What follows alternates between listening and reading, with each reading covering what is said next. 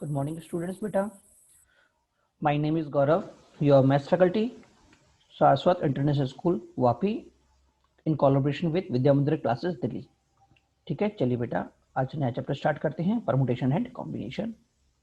आज का टॉपिक है बेटा हमारे पास परमुटेशन एंड कॉम्बिनेशन। ठीक है ना बेटा, देखिए परमुटेशन एंड कॉम्बिनेशन की बात करें तो जे पॉइंट ऑफ व्यू से बहुत इंपॉर्टेंट है। एग्जाम में भी हर साल बेटा इसका एक क्वेश्चन आना ही आना है। ठीक है, कंफर्म है। मींस एडवांस दोनों बेटा पीएनसी से एक क्वेश्चन आता ही आता है। ठीक है, उसके अलावा बेटा हम बात करें तो बेटा पीएनसी का जो इम्पोर्टेंस है बेटा वो सिर्फ एग्जाम के पॉइंट ऑफ व्यू से भी नहीं है। एग्जाम के पॉइंट ऑफ व्यू के अलावा पीएनसी आपका 11th का वो चैप्टर है जो आपके दिमाग के घोड़े खोल देता है।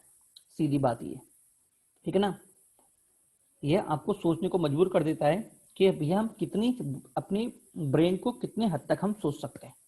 क्लियर? तो चलिए बात करते हैं पीएनसी के बारे में। देखिए बेटा पहले तो हम दोनों वर्डों के नाम देख लेते हैं कि पीएनसी होता क्या है। परमुटेशन का मतलब होता है बेटा अरेंजमेंट या ऑर्डर, अरेंजमेंट या ऑर्डर। और कॉम्बिनेशन का मतलब होता है बेटा सिलेक्शन या कलेक्शन। ठीक है, अब बेटा इधर एक बात रखिएगा, अरेंजमेंट का मतलब एक तरह से मैं ये बोल सकता हूं सिलेक्शन प्लस अरेंजमेंट। देखो मेरे पास दो चीजें होती हैं, मेरे पास दो चीजें होती हैं।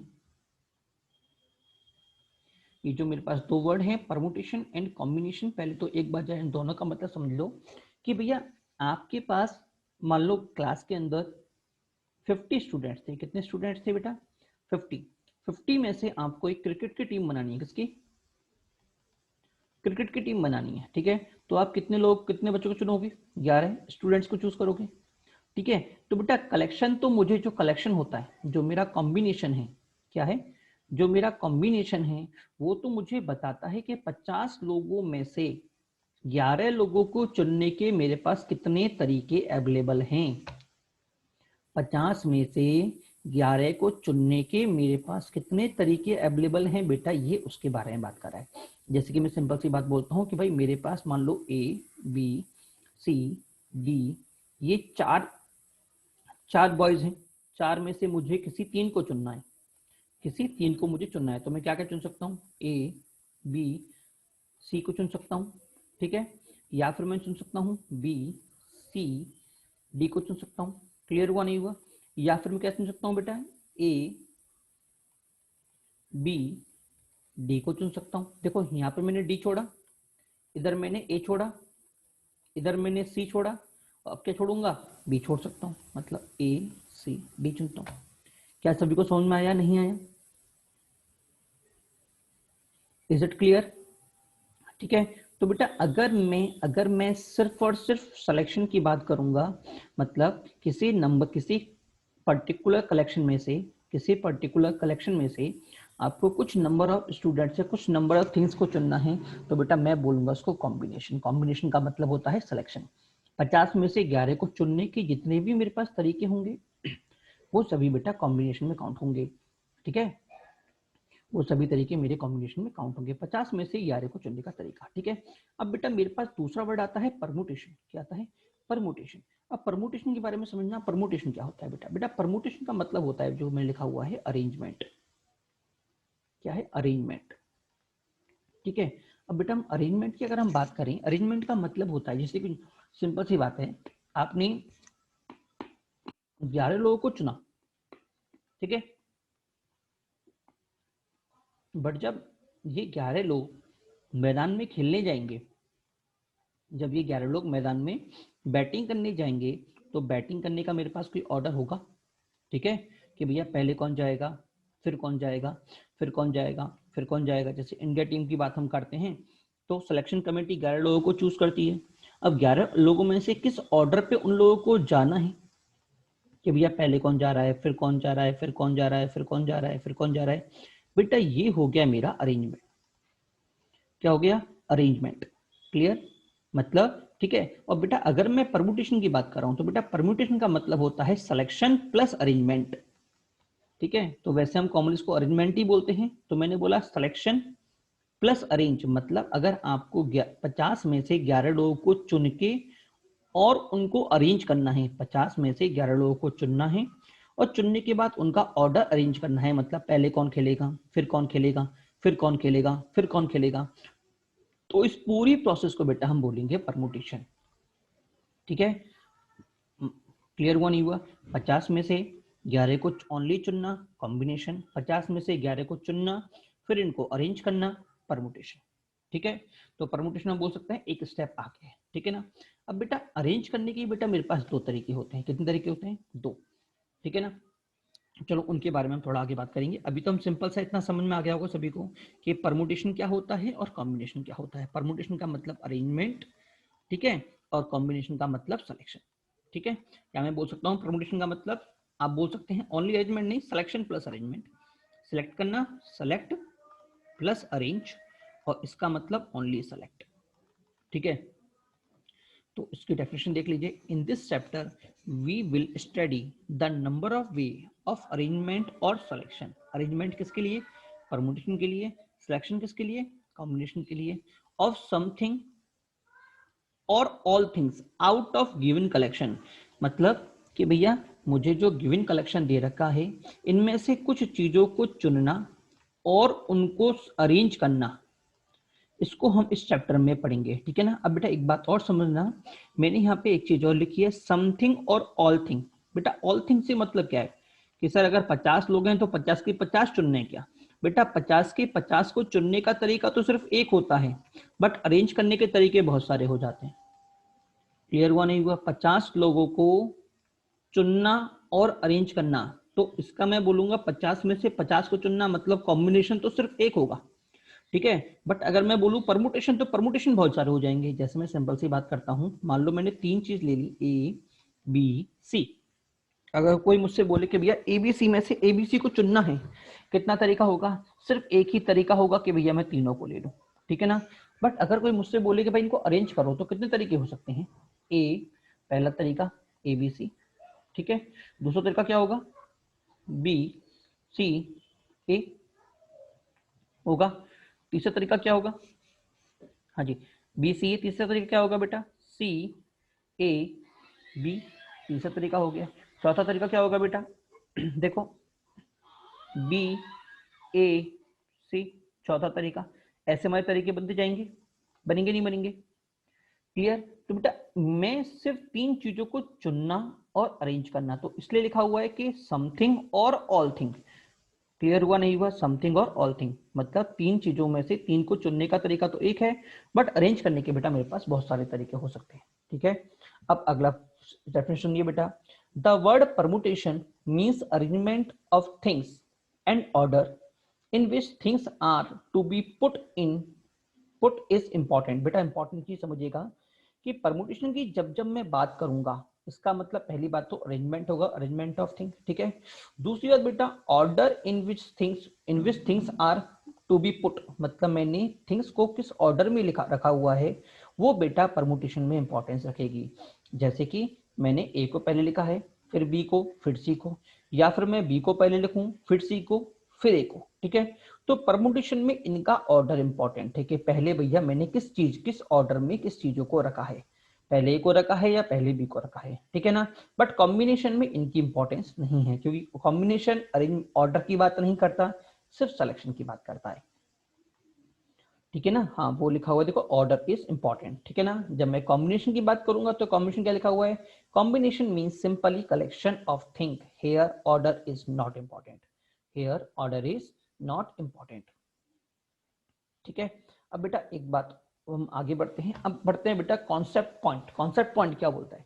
बेटा देखो, परमुटेशन और अगर मैं कॉम्बिनेशन की बात करता हूं तो इसके बारे में बात करें तो बेटा इसको जो दिया गया था वो काफी, अगर थोड़ी सी हिस्ट्री की बात कर लेते हैं तो काफी एंशियंट टाइम पे दिया गया था इसको, 500 बीसी के आसपास। के बारे में थोड़ा सा हम लोगों ने बात किया था। प्रॉपर जो बात हुई थी बेटा, एक्चुअल में पीएनसी के जो ओरिजिन माना जाता है वो म्यूजिक सिस्टम माना जाता है। जो आपकी म्यूजिक के जो आपके रिदम्स होते हैं, रिदम्स का जो अरेंजमेंट है कि भैया मैं जो गिटार में जो वायर्स को बजाऊंगा, अलग में उन वायर्स को जितने ऑर्डर्स में बजाऊंगा तो उतने अलग अलग तरह का मेरे पास म्यूजिक जनरेट होगा। ठीक है, जैसे अगर कि या फिर गिटार बोल दें, कुछ भी बोल दें कि आपने पहला बजाया, तीसरा बजाया, पांचवा बजाया, ऑर्डर म्यूजिक अलग क्रिएट होगा। पहला, पांचवा, तीसरा बजाया उल्टे ऑर्डर में तो म्यूजिक अलग क्रिएट होगा।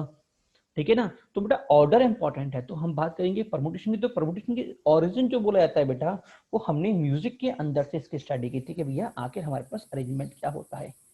ठीक है। इंडिया में बात करें तो इंडिया में एक मैथमेटिशियन थे मानवा, जैन मैथमेटिशियन थे। उन्होंने पहली बार इसके ऊपर बात की थी 800 एडी के आसपास। ठीक है, 8th सेंचुरी के आसपास उन्होंने इसके ऊपर बात की थी। ठीक है ना। बट बेटा ये जो कॉन्सेप्ट था हमारे पास, ये कॉन्सेप्ट था जो हमारे पास, ये आ तो बहुत पहले चुका था। ठीक है, धीरे धीरे लोग उस पर बात भी करने लग गए थे। बट जो ये फेमस हुआ था बेटा, ये फेमस हुआ था सेकंड वर्ल्ड वॉर के टाइम पे। ठीक है ना। सेकंड वर्ल्ड वॉर में क्या था बेटा, हम लोगों को उस समय बेटा रिसोर्सेस कम थे। उस समय से हम बात करते हैं, ब्रिटेनर्स आपस में लड़ रहे थे, यूरोपियन कल्चर आपस में लड़ रहा था, तो उनकी पॉपुलेशन बहुत कम थी। ठीक है ना। उनको, उनके पास मैन पावर कम थी, उनके पास रिसोर्सेज कम थे लड़ने के लिए। ठीक है। तो बेटा उनको, तो उन्होंने क्या किया, उन्होंने कुछ मैथमेटिशियंस को बिठाया और बोला कि भैया अगर मेरे पास ये चीजें हैं तो मेरे पास कितने तरीकों से मैं वहां पे फौज को मिल सकता हूँ, मुझे सारी अरेंजमेंट बताओ। ठीक है। तो बेटा उस समय मैथमेटिशियन ने पीएनसी का यूज करते हुए एनालाइज किया था कि भैया किसी चीज को करने के मेरे पास कितने तरीके हो सकते हैं, और उन सभी तरीके में से मेरे पास बेस्ट तरीका कौन सा होगा, वो बेटा मुझे ये बताता था। ठीक है ना। तो इसका जो क्रेज बढ़ा था वो सेकंड वर्ल्ड वॉर के टाइम से बढ़ना स्टार्ट हो गया। ठीक है, कि हम किस तरह से बात करें, क्लियर हुआ नहीं हुआ। तो ये तो बेटा थोड़ी सी हिस्ट्री होगी इसके बारे में। अब हम बात करते हैं फंडामेंटल कॉन्सेप्ट क्या बोलता है। ठीक है। तो बेटा पीएनसी से आगे बढ़ने से पहले सबसे पहले हम बात करेंगे फंडामेंटल कॉन्सेप्ट ऑफ काउंटिंग। क्योंकि सिंपल सी बात है, जैसे हमने यहाँ पे बोला कि मैंने एबीसी को अरेंज किया तो काउंटिंग ही तो की ना, कि एक ऑर्डर ये हुआ, दूसरा ऑर्डर ये हुआ, तीसरा ऑर्डर ये हुआ।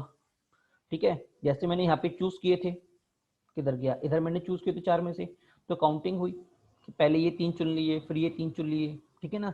तो फंडामेंटल सबसे पहले हमारे पास जो आता है वो क्या आता है, जो हमारे पास बेसिक होता है वो होता है बेटा फंडामेंटल ऑफ काउंटिंग। ठीक है, फंडामेंटल प्रिंसिपल ऑफ काउंटिंग। ठीक है ना। डेफिनेशन पढ़ लेते हैं, फिर मैं आपको समझाऊंगा कि होता क्या है, पूरा फिनोमेना क्या होता है।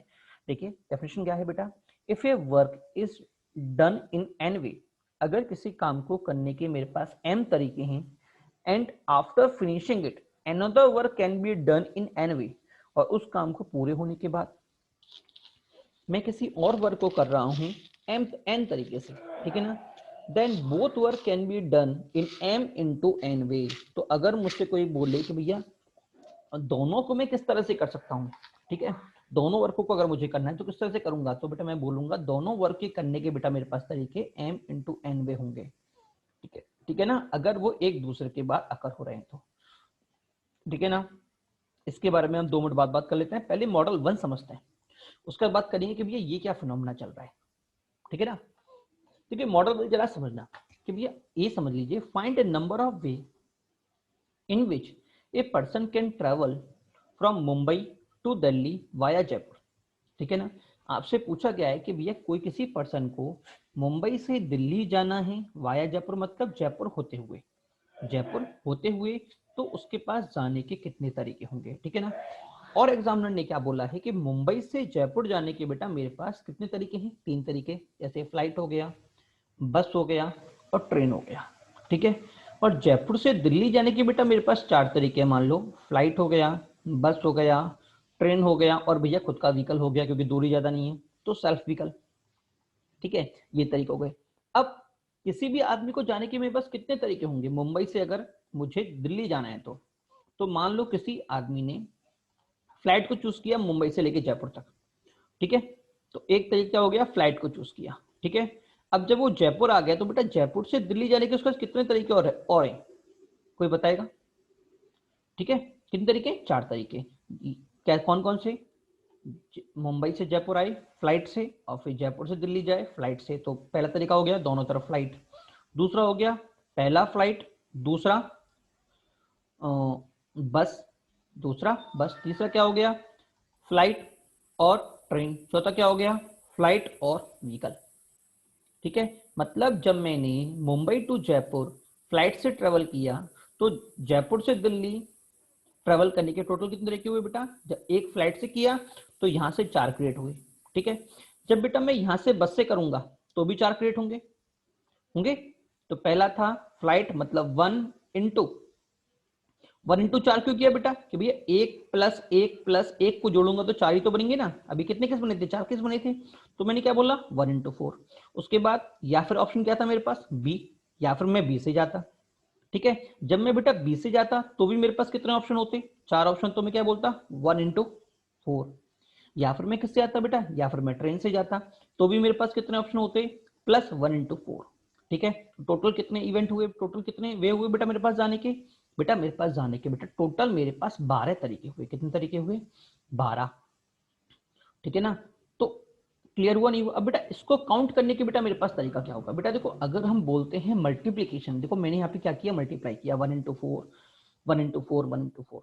ठीक है, मल्टीप्लाई किया था, बट एक्चुअल में ये 1 इंटू 4 क्या था, अभी जब हमने निकाला था फ्लाइट फ्लाइट फ्लाइट बस, फ्लाइट ट्रेन, फ्लाइट व्हीकल, तो एक्चुअल में एक तरीका ये था, एक तरीका ये था, एक तरीका ये था, एक तरीका ये था। तो मैंने 1 + 1 + 1 + 1 की बजाय 1 इंटू 4 कर दिया। इसका मतलब बेटा जो भी मेरा मल्टीप्लीकेशन होता है वो एक्चुअल में क्या होता है बेटा, सम्मेशन की ही फॉर्म होता है। क्या होता है, सम्मेशन का ही फॉर्म होता है। ठीक है ना, बट बेटा हम इतनी एनालिसिस नहीं कर सकते, ये तो छोटा सा पार्ट था। अगर मान लो मैं बोल देता कि भैया ए से लेके बी तक मेरे पास 50 तरीके हैं जाने के, एम से जे जाने के मेरे पास 50 तरीके हैं, और जे से डी जाने के मेरे पास 100 तरीके हैं, फिर तो मैं अगर एक एक केस निकालता तो पागल हो जाता। क्लियर हुआ नहीं हुआ। तो बेटा हमने यहाँ पे क्या कॉन्सेप्ट सीखा कि अगर मैं किसी भी इवेंट को एक के बाद एक कर रहा हूँ, जैसे मुंबई से जयपुर आने के मेरे पास टोटल कितने तरीके थे 3। ठीक है, पहले ये वाला इवेंट अकर हुआ, ठीक है, उसके बाद मैं जयपुर से दिल्ली गया हूं, उसके बाद ये वाला इवेंट अकर हुआ है। इसके कितने तरीके थे बेटा, 4 तरीके थे। ठीक है ना, तो अगर कोई मुझसे बोले कि बेटा टोटल कितने तरीके होंगे M to D जाने के, तो मैं क्या बोलूंगा, दोनों का मल्टीप्लाई कर दूंगा, 3 इंटू 4 दैट इज 12, जो कि हमारा यहाँ पे आया था। ठीक है, वही बात यहाँ पे बोल रही है कि अगर एक वर्ग को करने के m तरीके हैं और उसके फिनिश होने के बाद दूसरे वर्ग को करने के m तरीके हैं, तो टोटल दोनों वर्ग को एक साथ परफॉर्म करने के बेटा मेरे पास m इंटू एन वे होंगे। क्लियर, मतलब मुंबई से दिल्ली जाने के लिए बेटा मेरे पास टोटल कितने होंगे, m इंटू एन वे होंगे बेटा। ठीक है, इसे बोलते हैं बेटा फंडामेंटल काउंटिंग। ठीक है ना, अब बेटा इसको मैंने आपको समझाया कि होता क्या है। ठीक है, अब इसको हम अलग तरीके से समझते हैं, अलग तरीके से समझते हैं कि सर देखो बेटा मैं आपको एक नया कॉन्सेप्ट, देखो कॉन्सेप्ट यही है, समझाने का तरीका अलग है। जब आप पीएनसी में आगे बढ़ोगे ना बेटा, तो बच्चों को कई बार डाउट होता है कि सर कब मुझे ऐड करना है और कब मुझे मल्टीप्लाई करना है। जैसे यहाँ पे मैंने 3 इंटू 4 किया ना, 3 इंटू 4 किया। ठीक है, बट ऊपर वाले केस में मैंने दोनों को मल्टीप्लाई नहीं किया, दोनों को ऐड किया, 1 इंटू 4 + 1 इंटू 4 + 1 इंटू 4। ठीक है ना, तो यहाँ पे तो बेटा मैंने सारे केस अलग अलग निकाल लिए, इसलिए मुझे पता पड़ गया कि भैया मुझे ऐड करना है। ठीक है ना, बट अगर बहुत सारे केस आएंगे तो मुझे कैसे पता पड़ेगा ऐड करना है। ठीक है ना, तो बेटा ध्यान रखिएगा मेरे पास दो कॉन्सेप्ट होते हैं, एक कॉन्सेप्ट होता है एडिशन और दूसरा होता है बेटा मेरे पास मल्टीप्लिकेशन। क्या होता है, मल्टीप्लिकेशन। ठीक है, अब जरा दोनों का मीनिंग समझना। दूसरा होता है मल्टीप्लिकेशन। ठीक है, मल्टीप्लिकेशन तो जस्ट अभी हमने पढ़ा, मल्टीप्लिकेशन तो जस्ट अभी हमने यहाँ पे पढ़ा कि भैया ये वाला मेरा मल्टीप्लिकेशन कॉन्सेप्ट होता है। ठीक है, इसको बेटा आप जरा और अच्छी तरह समझिएगा बेटा। बेटा देखो मैं इस तरह से बोल सकता हूं कि अगर कोई भी इवेंट पैरेलल अकर हो रहा है, क्या अकर हो रहा है, पैरेलल अगर कोई इवेंट अकर हो रहा है, पैरेलल इवेंट और सीरीज इवेंट के नाम पे मैं बोल सकता हूं। ठीक है, या फिर मैं बोल सकता हूं और या एंड, और या एंड। ठीक है, बट और या एंड बेटा हर एक एग्जाम में, हर एक क्वेश्चन में एग्जामिनर आपको और या एंड दे के नहीं बोलेगा। ठीक है, तो प्रॉपरली समझते हैं कैसे कैसे क्या क्या मीनिंग होता है। ठीक है ना, मैं सारे पॉइंट आपको समझाऊंगा कि प्रॉपर हम कंक्लूड कैसे करेंगे। देखो बेटा सबसे सिंपल चीज होती है, हम और एंड की बात करते हैं, मतलब या। ठीक है, ठीक है ना, और का मतलब क्या होता है बेटा, अगर कभी भी क्वेश्चन में आपके और आ रहा है तो आप ऐड करेंगे, एंड आ रहा है तो मल्टीप्लाई करेंगे, बट अगर क्वेश्चन में नहीं आया तो मैं क्या करूंगा। तो बेटा जरा समझना पैरेलल इवेंट और सीरीज इवेंट। बेटा सीरीज इवेंट वो होते हैं जो एक कंप्लीट होने के बाद दूसरा इवेंट अकर होता है। मैंने कोई एक इवेंट अकर किया, उसके कंप्लीट होने के बाद अगर मेरा बी अकर हो रहा है तो बेटा ये एक के बाद एक हो रहा है, एक के बाद एक और है, तो बेटा मैं इसको बोलूंगा सीरीज इवेंट। क्या बोलूंगा, सीरीज इवेंट। जो इवेंट एक कंप्लीट होने के बाद दूसरा इवेंट अगर स्टार्ट हो रहा है तो मैं बोलूंगा सीरीज इवेंट, ठीक है। और बट अगर कोई इवेंट मेरा एक साथ अकर हो रहे हैं, मतलब इवेंट ए भी अकर हो रहा है और इवेंट बी भी अकर हो रहा है, एक साथ अकर हो रहे हैं, ठीक है, तो बेटा मैं उसको बोलता हूं पैरेलल इवेंट, ठीक है ना। बट पैरेलल इवेंट की एक प्रॉपर डेफिनेशन और समझिएगा, ठीक है। कई बार बच्चा पैरेलल इवेंट से भी कंफ्यूज हो जाता है। तो बेटा एक सिंपल सी बात समझिएगा कि अगर किसी भी काम को करने के मेरे पास दो तरीके हैं, मतलब मेरे पास दो इवेंट थे एक और बी, अगर मैं दोनों को परफॉर्म कर सकता हूं, एक के बाद एक हो रहे हैं, अगर दो इवेंट एक के बाद एक हो रहे हैं तो सीरीज इवेंट होगा, ठीक है। बट अगर कोई दो इवेंट एक साथ हो रहे हैं और मुझे उन दोनों में से किसी एक को चूज करना है, जैसे मैं अगर यहाँ पे बात करूं कि अगर मैं यहाँ से फ्लाइट से चला गया, अगर आप मुंबई टू जयपुर फ्लाइट से चले गए, तो आपका इसका ये केस था 1:4 था फ्लाइट के लिए, ठीक है। तो अगर आप फ्लाइट से चले गए तो क्या बस और ट्रेन चूज कर सकते थे क्या? अगर आपने फ्लाइट चूज किया तो क्या बस और ट्रेन चूज कर सकते थे? नहीं कर सकते थे। मतलब तीनों में से आपको किसी एक को चुनना है, तीनों में से किसी एक को चुनना है। बट यहां पे अगर मैं देखूं तो फ्लाइट के बाद मैं फ्लाइट भी चूज कर सकता था, फ्लाइट के बाद में ट्रेन भी चूज कर सकता था, फ्लाइट के बाद में बस भी चूज कर सकता था और फ्लाइट के बाद में व्हीकल भी चूज कर सकता था। तो बेटा ये इसके बाद की कंसीडर थे, पहले ये कंप्लीट हुआ फिर ये आया, तो बेटा यहां पे मैंने किया मल्टीप्लाई, ठीक है। बट जब मेरे पास ऑप्शन में है कि भैया मेरे पास ये तीन चीजें हैं कि अगर मैंने फ्लाइट चुन ली तो मैं बस से नहीं जा सकता, अगर मैंने बस चुन ली तो मैं फ्लाइट से नहीं जा सकता, अगर मैंने ट्रेन चुन ली तो मैं बाकी दोनों से नहीं जा सकता। तो बेटा ये क्या हुआ, ये इवेंट क्या हुआ बेटा, ये हुआ बेटा मेरे पास पैरेलल इवेंट, ठीक है। तो जब जब बेटा आपके पास पैरेलल इवेंट अगर होगा, मतलब तीनों में से किसी एक को आपका चुनाव करना होगा, मतलब अगर आपने एक चुन लिया तो आप दूसरा नहीं चुन सकते, ठीक है ना। तो बेटा उसको हम बोलते हैं पैरेलल इवेंट। क्लियर? वैसे हम आगे बढ़ेंगे, अभी कुछ एग्जांपल्स और करेंगे तो बेटा ये आपका पूरा क्लियर होने लग जाएगा कि पैरेलल इवेंट क्या होते हैं और सीरीज इवेंट क्या होते हैं। वैसे सीरीज तो आपको सभी को समझ में आ गया होगा कि सीरीज क्या होता है, पैरेलल में आपको हल्का हल्का डाउट होगा अभी, ठीक है। तो हम आगे बढ़ेंगे। पैरेलल के क्वेश्चन बेटा इनिशियली कम आते हैं, आगे बढ़ने पे पैरेलल के क्वेश्चन बहुत कंफ्यूज करते हैं जेईई के अंदर। तो जैसे पैरेलल के क्वेश्चन आने स्टार्ट होंगे आपको क्लियर होना स्टार्ट हो जाएगा कि भैया बंदा बोलना क्या चाह रहा है। चलिए बात करते हैं, ठीक है। तो बेटा मॉडल नंबर 1 की बात हो गई। अब बेटा मॉडल नंबर 1 पे हम एक क्वेश्चन भी कर लेते हैं। क्वेश्चन क्या बोल रहा है बेटा, क्वेश्चन हमसे बोल रहा है there is a 6 road between A to B and 4 road between B to C. तो एक क्वेश्चन क्या बोल रहा है बेटा, how many way can you drive from A to C via B. हाँ जी देख लीजिएगा, ए से लेके बी तक 6 इवेंट, बी से सी तक 4 इवेंट, तो टोटल इवेंट कितने हुए 6 into 4 दैट इज 24 वे, ठीक है। अब अगला क्वेश्चन देखते हैं, अगला क्वेश्चन क्या बोल रहा है बेटा, अगला क्वेश्चन बोल रहा है how many how many way one can drive from A to C and back to B, ठीक है। मतलब अगर किसी बंदे को ए से सी जाना है और सी से वापस ए आना है, ठीक है ना। अब आपसे पूछ रहा है कि बताओ कितने तरीके होंगे, कितने तरीके होंगे, ठीक है। तो चलिए बात करते हैं किस तरह निकालेंगे हम लोग, तो जरा समझिएगा। सबसे पहले मुझे क्या जाना है, ए से लेके बी जाना पड़ेगा अगर मुझे ए से सी जाना है तो, फिर बी से सी जाना पड़ेगा, उसके बाद अकर हुआ, उसके बाद सी से बी जाना पड़ेगा, उसके बाद अकर हुआ, उसके बाद बेटा वापस बी से ए आना पड़ेगा, होगा। तो इसके लिए कितने तरीके 6, बी से सी के कितने तरीके बेटा 4, फिर वापस सी से बी के लिए कितने तरीके 4, और वापस बेटा बी से के लिए कितने तरीके 6 तरीके। तो टोटल आंसर कितना हो गया 24 का स्क्वायर। क्लियर सभी को, कितना आंसर हो गया 24 का स्क्वायर, ठीक है। चलिए अगले क्वेश्चन की बात करते हैं। ये क्वेश्चन थोड़ा और दमदार है, इधर दिमाग लगाइएगा, ये तो सिंपल क्वेश्चन थे। In how many way one can drive from A to C and back to A, मतलब सेम प्रीवियस की तरह से बोल रहा है बंदा कि भैया मुझे ए से सी पे जाना है और वापस ए पे लौट के आना है।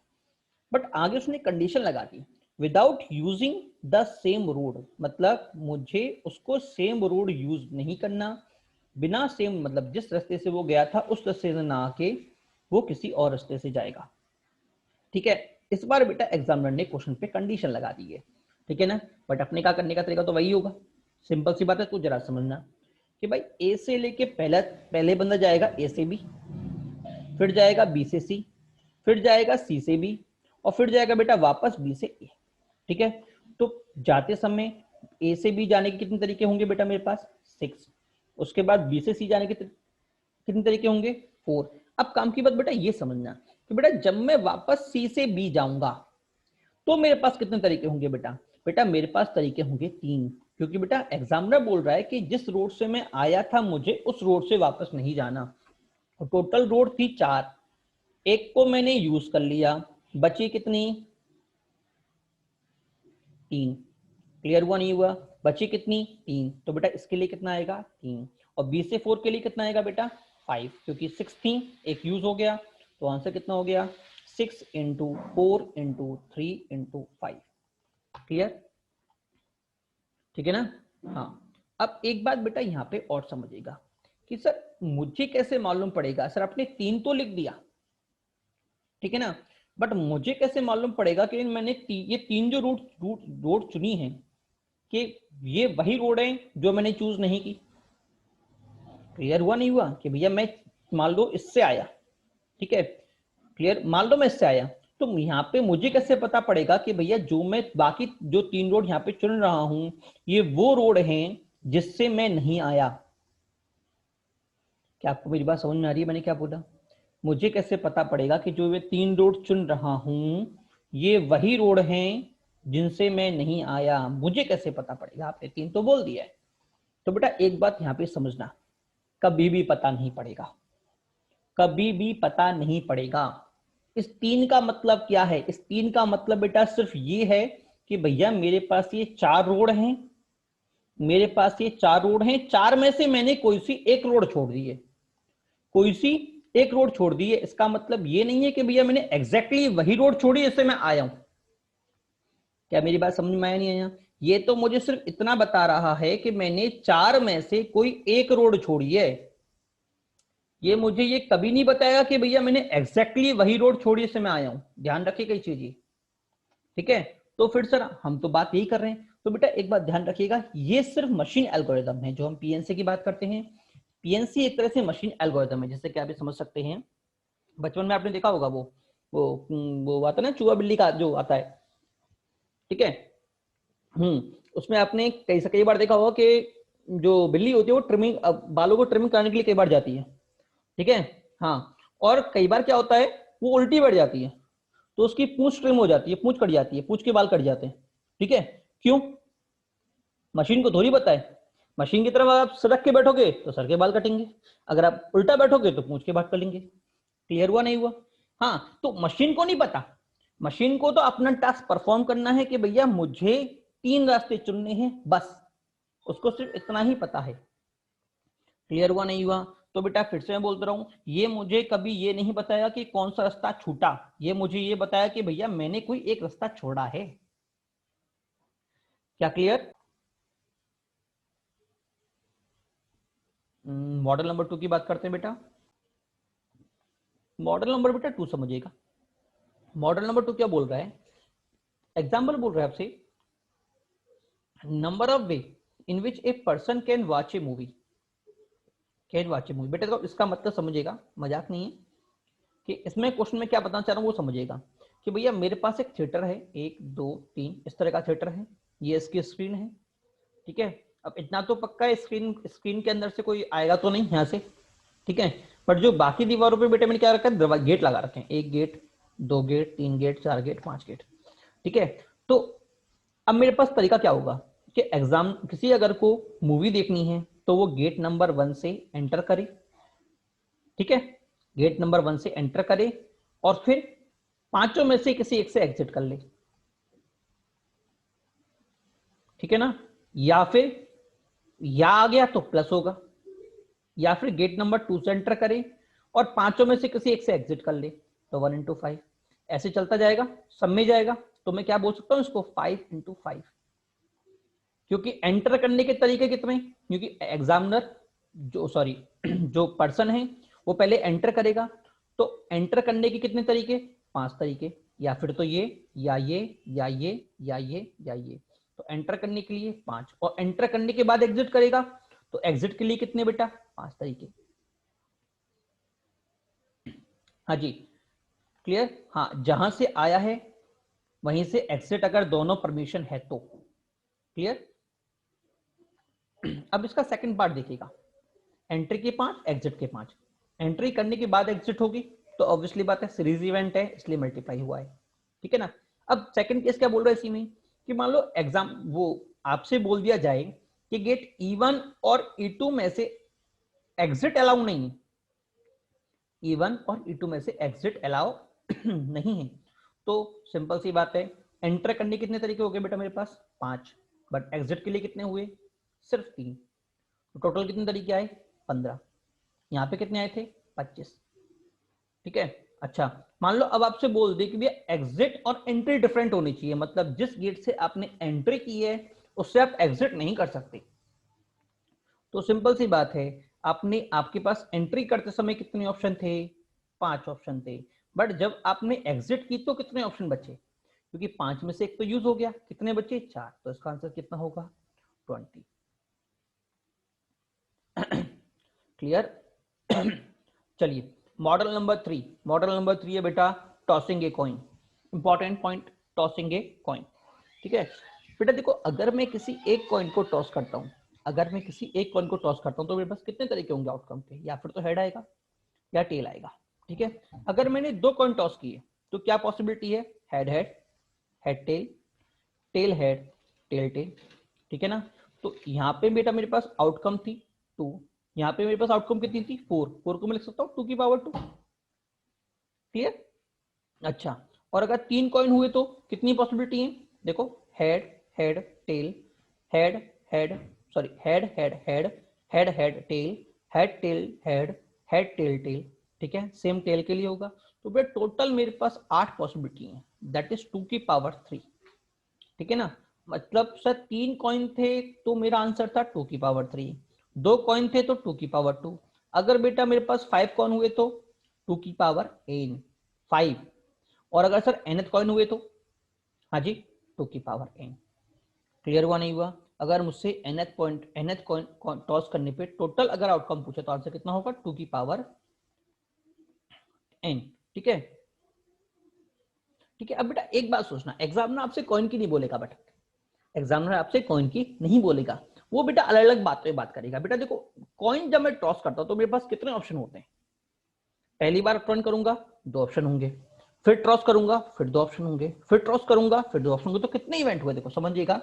जब मैंने कॉइन को पहली बार टॉस किया तो 2, उसके बाद टॉस किया सेकंड टाइम फिर से 2, फिर से 2 होगा, तो एक के बाद एक और हुआ तो मल्टीप्लाई होगा, मैंने फिर से टॉस किया फिर से 2, तो मेरे पास आंसर कितना आया 2 की पावर 3 आया, क्या आया 2 की पावर 3, ठीक है। तो बेटा ये सिर्फ कॉइन पे लागू नहीं होगा, ये आपके डे पे भी लागू हो जाएगा कि भैया मेरा डे क्लीन है या क्लाउडी है, क्यों, मेरे पास फिर से 2 ऑप्शन।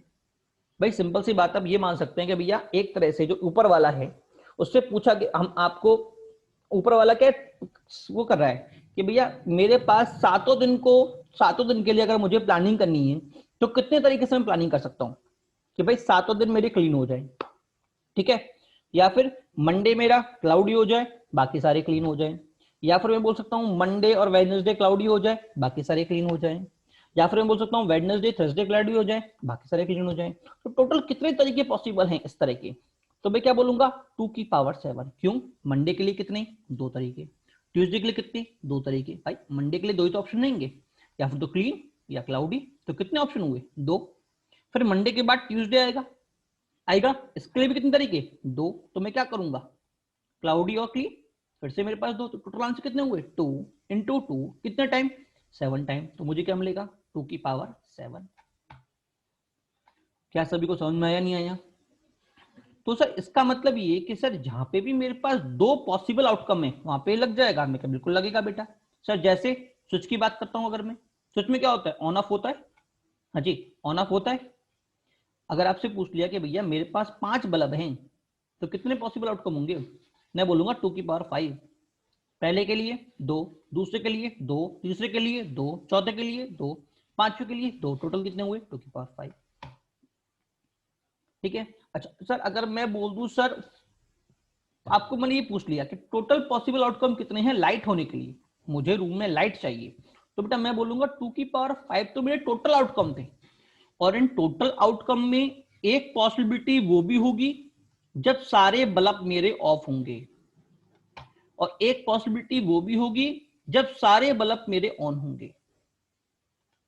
क्या होंगे? ऑन होंगे। क्या क्लियर हुआ नहीं हुआ? हाँ जी। तो अगर एग्जामिनर ने मुझसे बोल दिया कि भैया मुझे पॉसिबिलिटी लाइट के लिए निकालनी है कि रूम में लाइट तो कम से कम होनी चाहिए, तो लाइट कब नहीं होगी? जब ऑफ होगा, सारे ऑफ होंगे, और सारे ऑफ होने की कितनी पॉसिबिलिटी? सिर्फ एक पॉसिबिलिटी। तो रिमेनिंग लाइट के लिए कितनी बची? 2 की पावर 5 माइनस 1। क्लियर हुआ सभी को? नहीं हुआ? ठीक है, क्लियर हुआ नहीं हुआ सभी के लिए? वापस समझा रहा हूं कि मैं क्या करूंगा कि जब पहला पांचों में से अगर कोई भी एक बल्ब या दो बल्ब जल गया तो लाइट रहेगी, ठीक है। जैसे टोटल 5 में से दूसरा और चौथा जला दिया तो लाइट है, तीसरा और 5 जला दिया तो लाइट है, सिर्फ तीसरा है तो भी लाइट है। तो मैं क्या करूंगा, मैं टोटल केसेस में से वो केस हटा दूंगा जब मेरे रूम में लाइट नहीं है, दैट इज 2 की पावर 5 माइनस 1। तो ये कंडीशन आ गई फॉर लाइट। ठीक है, चलिए क्वेश्चन पे आते हैं। बेटा एक बात और समझिएगा कि सर ये सिर्फ 2 पे लगेगा क्या? अगर मैं 3 ऑप्शन डाल दूं तो बेटा तो भी पॉसिबल है, कॉन्सेप्ट तो वही रहेगा। भाई अगर मैं 3 चीज बोल देता हूं कि भैया मौसम मेरा क्लीन रहे, क्लाउडी रहे और रेनी रहे, क्या रहे? रेनी, तो इस बार आंसर कितना होगा? 3 की पावर 7। कुछ अलग कॉन्सेप्ट तो नहीं लगा, क्योंकि हर एक दिन के बाद इस बार कितने ऑप्शन है? 3 ऑप्शन है, ठीक है ना। वैसे मैं आपको बता दूं 3 के लिए आज तक जे में पूछा नहीं गया है, मोस्टली 2 के लिए ही ये वाला केस ज्यादा पूछा जाता है, ठीक है ना। चलिए अब हम क्वेश्चन पे आते हैं। क्वेश्चन बेटा आपसे बोल रहा है, पहला क्वेश्चन है, how many car number plates can be made if each plate contain 2 different letter of English alphabet followed by 3 different digit. बेटा फॉलोड बाय का मतलब होता है कि 2 लेटर्स मुझे एक नंबर प्लेट बनानी है उसमें पहले 2 लेटर लिखने हैं, उनके बाद फॉलोड बाय का मतलब उनके बाद मुझे 3 न्यूमेरिकल डिजिट लिखनी है, ठीक है, 3 डिफरेंट डिजिट, ठीक है ना। अब बेटा मेरे पास डिजिट कितनी होती है? ठीक है, डिजिट कितनी होती है हमारे पास? 10। अल्फाबेट कितने होते हैं? 26 होते हैं। अच्छा एग्जामिनर क्या बोल रहे हैं? डिफरेंट। तो बेटा मैंने 5 डिजिट का बॉक्स बना लिया, 1 2 3 4 5, ठीक है। पहले 2 में मुझे भरने हैं इंग्लिश अल्फाबेट, और आखिरी 3 में भरने हैं बेटा मुझे क्या? आखिरी 3 में भरने हैं बेटा मुझे न्यूमेरिकल डिजिट्स पढ़नी है, ठीक है ना। तो बेटा अगर मैं पहले डिब्बे की बात करूं, जो पहला बॉक्स है, उसमें मेरे पास कितने ऑप्शन अवेलेबल है? हाँ जी, क्योंकि मुझे इंग्लिश अल्फाबेट डालने थे, तो बेटा मेरे पास कितने ऑप्शन अवेलेबल होंगे बेटा? 26। कितने होंगे बेटा? 26। मतलब मैं 26 के 26 में से कोई भी एक लेटर यहाँ पे भर सकता हूँ, ABCDEFG से लेके जेड तक कोई भी एक लेटर बेटा मैं यहाँ पे भर सकता हूँ। क्लियर? ठीक है ना। हाँ, अगले के लिए कितने अवेलेबल होंगे बेटा? बेटा अगले के लिए अवेलेबल होगा बेटा मेरे पास 25। क्यों? क्योंकि बेटा मुझे डिफरेंट चुनने हैं, और 26 में से एक को मैं यूज कर चुका हूँ, तो मेरे पास कितने ऑप्शन बचे? 25। तो अगले के लिए कितना आ गया? 25, ठीक है। अब मैं बेटा डिजिट पे आ जाऊंगा, आगे तो डिजिट बननी है मुझे, क्या बनी है? ठीक है, आगे डिजिट बननी है, तो पहले के लिए कितने ऑप्शन? 9 डिजिट है, तो पहले के लिए 10। सर दूसरे के लिए कितने बचा सर? बेटा एक यूज हो गया, कितने बचे? 9। फिर एक यूज हो गया, अब 2 यूज हो चुके हैं, अब कितने बचे? 8। तो बेटा ये क्या हो गया? मेरा फाइनल आंसर हो गया। और दूसरी बात बेटा, इवेंट मेरा एक के बाद एक हो रहा है, पहले मैंने एक बॉक्स भरा, उसके बाद मैंने दूसरा बॉक्स भरा, तभी तो मेरी कंडीशन आई ना, एक घटा के। ये मैंने 25 क्यों लिखा? क्योंकि बेटा एक मेरा यहाँ पे ऑलरेडी फिल हो चुका है, मतलब इसके बाद ये कंडीशन अगर हो रही है, इसलिए बेटा मैं क्या करूंगा? इसको मल्टीप्लाई में कन्वर्ट करूंगा, क्योंकि पहले ये भरा, उसके बाद मैं ये भर रहा हूं, उसके बाद में ये भर रहा हूं, तो एक के बाद ये कर हो रहा है, तो बेटा मैं क्या करूंगा? मल्टीप्लाई करूंगा, ठीक है ना। अब बेटा इसमें मैं थोड़ा सा और चेंज कर लेता हूं।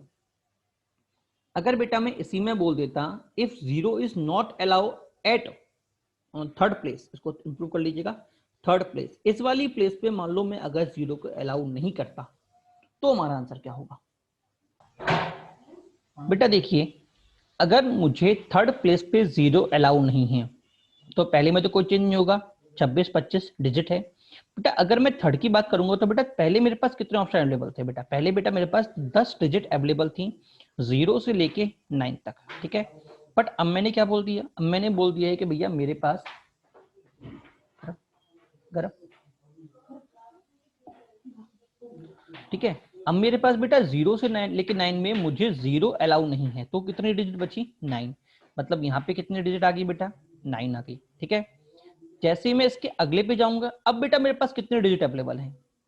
बेटा अभी भी बेटा मेरे पास 9 डिजिट ही अवेलेबल होंगी, क्योंकि बेटा जो मैंने पहले केस के लिए 0 को रिमूव किया था वो 0 को मैं अब वापस इंक्लूड कर लूंगा, क्योंकि 0 इस प्लेस पे आकर आ सकता है, ठीक है ना। क्योंकि टोटल 10 थी, 10 में से मैंने एक को यहां यूज कर लिया, बची कितनी? बची बेटा मेरे पास 9। और इसके लिए बेटा मेरे पास कोई कंडीशन दे नहीं रखी, तो बेटा मैं 9 की 9 को यूज कर सकता हूं। तो यहाँ पे क्या हो जाएगा? 9। और उससे अगला क्या होगा? 8, क्योंकि 2 यूज हो चुकी हैं, एक बची है, उससे अगला क्या होगा? 8। ये हमारा आंसर आया, ठीक है। चलिए अगले क्वेश्चन पे चलते हैं। अगला क्वेश्चन बोल रहा है find number of 3 digit number using 1 2 3 4 5, ठीक है। मुझे इससे 3 डिजिट का नंबर बनाना है। कितने डिजिट का बनाना है? 3। अब बेटा देखो, कभी भी अगर आपके सामने नंबर अगर आता है, ठीक है बेटा, समझिएगा बेटा, अगर मैं रिपीटेशन अलाउ नहीं करूंगा, रिपीटेशन नॉट अलाउ होगा, तो पहले के लिए 5 ऑप्शन 1 2 3 4 5, पांचों में से कोई एक। जब बेटा मैं अगले के पास जाऊंगा तो बेटा 5 में से कोई एक यूज हो चुका है। अब मेरे पास कितने ऑप्शन बचे? 4। उससे अगले के लिए कितने बचे बेटा? उससे अगले के लिए बेटा मेरे पास बचे 3। तो टोटल कितने आंसर हुए बेटा? 5 × 7 × 3, क्लियर, दैट इज 60, ठीक है ना। और रिपीटेशन अलाउ में पहले के लिए 5, दूसरे के लिए कितने बचे? वापस 5, क्योंकि बेटा रिपीटेशन मेरा अलाउ है। और फिर से मेरे पास कितने? 5। तो आंसर कितना आया? 5 की पावर 3, दैट इज 125, ठीक है। बेटा एक बात ध्यान रखिएगा, always check in question of digit that repetition is allow और नॉट। बेटा ध्यान रखिएगा, कभी भी अगर डिजिट का क्वेश्चन होता है तो आपको ऑलवेज चेक करना है कि रिपीटेशन अलाउ है या नहीं है। क्या सबको क्लियर हुआ? चलिए अगले क्वेश्चन पे बात करते हैं। Every telephonic number consist of 7 digit, how many telephone number are there which are do not include do not include any other digit but 2 3 5 7? Question में समझा देता हूं। एग्जामिनर बोल रहा है कि आपको 7 डिजिट का टेलीफोनिक नंबर बनाना है जिसमें इन चारों के अलावा कोई और डिजिट इंक्लूड नहीं हुई हो, which do not include any other digit but 2 3 4 5, मतलब जिसमें कोई भी और डिजिट ना हो, सिर्फ 2 3 5 7 हो। अब बेटा एक बात सोचना कि अगर मैं 4 डिजिट से 7 डिजिट का नंबर बनाना चाह रहा हूं, ठीक है। 7 डिजिट का मतलब इस तरह बढ़ दूं, 1 2 3 4 5 6 7, ठीक है। तो पहले के लिए ऑप्शन मेरे 4 होंगे। अगर मैं रिपीटेशन अलाउ नहीं करता, रिपीटेशन नॉट अलाउ करता हूं, तो पहले के लिए 4, तीसरे के लिए 2, उसके लिए 1, उसके अगले के लिए 3, अगले के लिए 2, अगले के लिए 1। मतलब आगे मुझे भरने के लिए कुछ भी डिजिट बचेंगी ही नहीं। इसका मतलब बेटा रिपीटेशन नॉट अलाउ वाला केस तो मेरा बनेगा ही नहीं। क्या सभी को क्लियर हुआ? नहीं हुआ? तो इसका बनने का सिर्फ एक ही पॉसिबिलिटी है, जब मुझे रिपीटेशन अलाउ हो। रिपीटेशन अलाउ होने पे बेटा पहले ऑप्शन के लिए कितने ऑप्शन? 4, अगले के लिए कितने? 4, उससे अगले के लिए कितने? 4, टोटल कितने हुए बेटा? 4 की पावर 7, ठीक है। अभी छोटे छोटे क्वेश्चन कर रहे हैं, ज्यादा हार्ड क्वेश्चन नहीं है, ठीक है ना। चलिए बेटा आज की क्लास बेटा मैं यहीं पे ऑफ कर रहा हूँ। अगली क्लास जो भी होगी बेटा यहाँ से हम कंटिन्यू करना स्टार्ट करेंगे, ठीक है। क्वेश्चन नंबर 5 से हम कंटिन्यू करेंगे। एक बात और, आज बेटा हमने क्या पढ़ लिया है? आज हमने बेटा पीएनसी का बेसिक पढ़ लिया है, ठीक है ना। क्या होता है क्या नहीं होता, उसके बाद सीरीज इवेंट और पैरेलल इवेंट हमने उसके बारे में हमने पढ़ा, ठीक है। कुछ फंडामेंटल्स पढ़े, ठीक है ना। अगली क्लास में हम सीरीज इवेंट और पैरेलल इवेंट पे क्वेश्चन करना भी स्टार्ट कर देंगे, ठीक है। चलिए बेटा, ओके बाय।